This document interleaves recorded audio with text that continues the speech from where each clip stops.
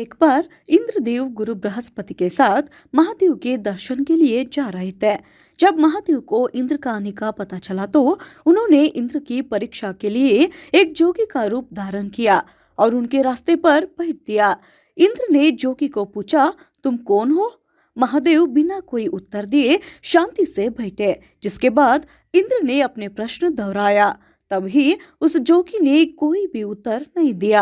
यह देख इंद्र को क्रोध आ गया और उन्होंने अपनी वज्र से जोगी पर आक्रमण करने का प्रयास किया।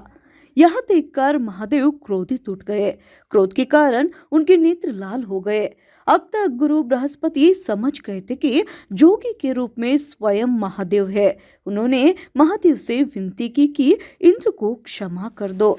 गुरु बृहस्पति के विनती को स्वीकार कर महादेव ने अपने नेत्र समुद्र की ओर फेर लिया और इस प्रकार महादेव ने इंद्र को क्षमा किया। महादेव ने अपनी क्रोधाग्नि समुद्र में डाला था। यह एक ऐसा स्थान था जहां गंगा और समुद्र का मिलाप होता है। महादेव के क्रोधाग्नि से एक बालक उत्पन्न हुआ। वह बालक जोर जोर से रोने लगा। उसके रोने के ध्वनि से संपूर्ण संसार पहला सा हो गया। सभी देवता परेशान होकर ब्रह्मदेव के पास पहुंचे।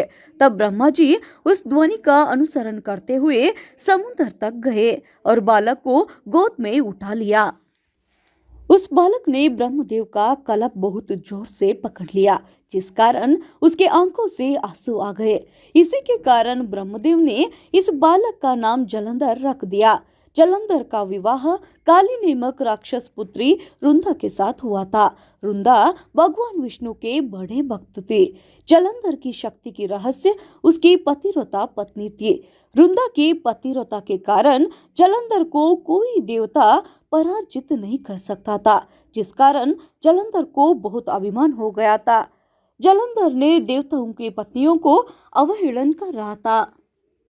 एक दिन नारद मुनि ने जलंधर से बोलते हैं कि तुम्हारा ऐश्वर्य देखते बनता है, तुम्हारे पास सब कुछ है, तुम सर्वशक्तिमान हो, तुम्हें हराना किसी के लिए भी आसान नहीं है। बस तुम्हारे पास एक चीज की कमी है। कैलाश पर्वत का भव्यता तथा माता पार्वती के खूबसूरती के बारे में कहने लगे और कहने लगे कि कैलाश की भव्यता के सामने यहाँ कुछ भी नहीं है और माता पार्वती एक सर्वगुण संपन्न स्त्री है। तब जलंधर ने माता पार्वती को प्राप्त करने को सोचता है।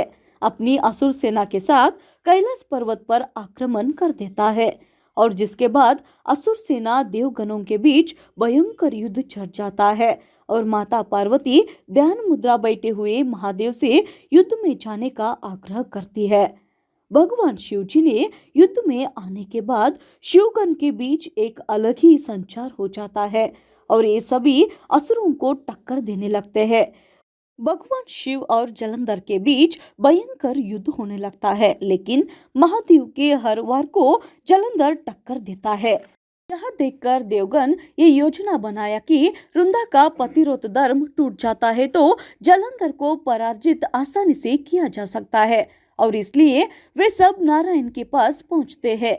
जिसके बाद नारायण जलंधर का रूप धारण कर रुंदा के पास जाते हैं और जलंधर के रूप में भगवान विष्णु रुंदा के पास आ पहुंचते हैं। तो उसे लगता है कि सचमुच जलंधर ही उसके पास आया है। रुंदा ने भगवान विष्णु के साथ पत्नी जैसा व्यवहार करने लगती है, जिसके कारण उनकी पतिव्रता धर्म टूट जाती है और कैलाश पर महादेव जलंधर का वध कर देते हैं।